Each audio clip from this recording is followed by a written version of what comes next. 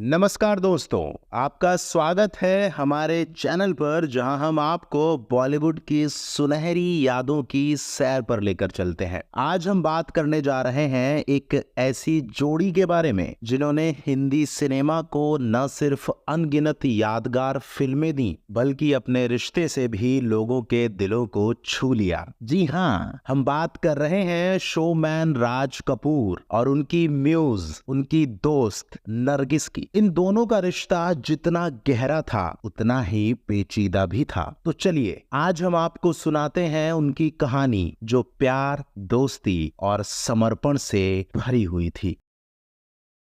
राज कपूर, जिन्हें भारतीय सिनेमा के सबसे बड़े शोमैन के रूप में जाना जाता है, जब पहली बार नरगिस से मिले तो उनकी आंखों में कुछ अलग ही चमक दिखी। राज कपूर ने कहा था कि जब उन्होंने नरगिस को पहली बार देखा तो उन्हें लगा जैसे वो एक फरिश्ता है। वो नरगिस को एक नोबल लेडी मानते थे। राज कपूर की बेटी ऋतुनंदा अपनी किताब में बताती हैं, राज कपूर 22 और नरगिस 16 साल की थी जब दोनों पहली बार एक दूसरे से मिले। राज कपूर मरीन ड्राइव में मौजूद नरगिस के फ्लैट पर पहुंचे। राज कपूर नरगिस की मां जद्दनबाई से मिलने गए थे, लेकिन दरवाजा नरगिस ने खोला। वो किसी परी से कम नहीं थी। उनके बाल छोटे थे, बालों की एक लट उनकी दाहिनी आंख पर आई और राज कपूर को लग रहा था जैसे वो उन्हें एक आंख से देख रही थी। राज कपूर ने उनकी मां के बारे में पूछा। नरगिस ने कहा वो तो घर पर नहीं है। राज कपूर वापस चले गए, लेकिन इस साधारण सी पहली मुलाकात की याद उनके साथ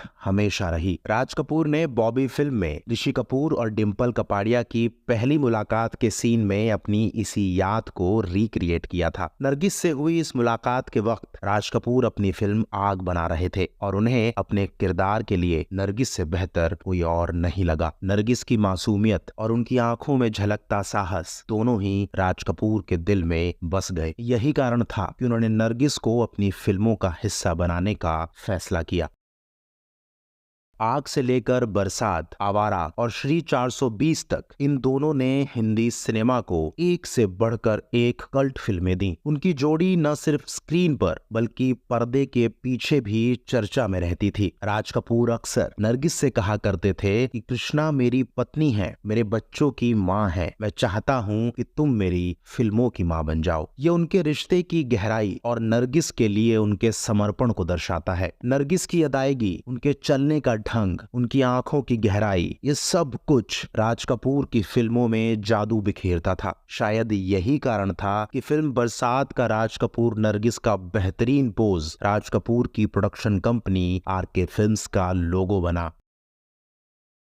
हालांकि राज कपूर और नरगिस का रिश्ता सिर्फ फिल्मों तक सीमित नहीं था। दोनों के बीच एक गहरा इमोशनल रिश्ता था। राज कपूर बड़े चाव से नरगिस के बारे में बात करते थे, लेकिन राज कपूर हमेशा इसे प्यार से ज्यादा एक कलाकार की दूसरे कलाकार के लिए इज्जत और प्रशंसा मानते थे। वे कहते थे वो मुझे समझती थी, मैं उसे समझता था, लेकिन मैं उसके लिए अपनी भावनाओं को शब्दों में बयान नहीं कर सकता। लेकिन इसे प्यार कहना भी सही नहीं होगा। ये उस भावना के समान था जो एक अच्छा कलाकार दूसरे अच्छे कलाकार के लिए महसूस करता है। फिर आया वो मोड़ जिसने उस खूबसूरत रिश्ते को हमेशा के लिए बदल दिया। नरगिस ने राज कपूर का साथ छोड़ने का फैसला किया। नरगिस ने महबूब खान की फिल्म मदर इंडिया में काम करने का फैसला किया। इस फैसले ने राज कपूर और नरगिस के रिश्ते को हमेशा के लिए खत्म कर दिया। ऋतुनंदा की किताब में लिखा गया है, इस फिल्म में काम करने के दौरान नरगिस ने राज कपूर से दूर जाने का मन बना लिया था। उन्होंने अपने जीवन की सबसे बड़ी उलझन को सुलझा लिया था। वो उलझन थी या तो राज कपूर के साथ अपने रिश्ते को निभाती चलें जिसका कोई भविष्य नहीं था, या फिर आरके फिल्म से अलग होकर अपनी अलग जिंदगी बनाएं।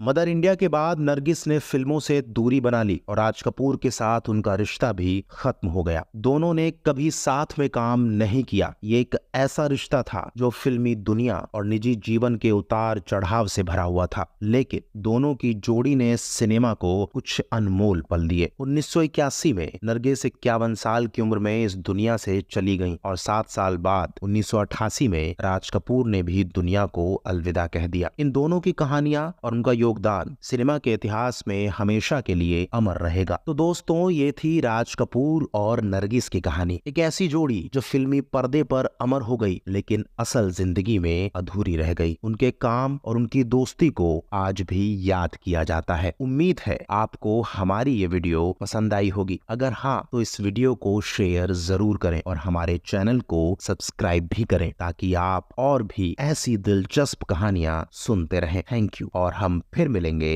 एक नई कहानी के साथ।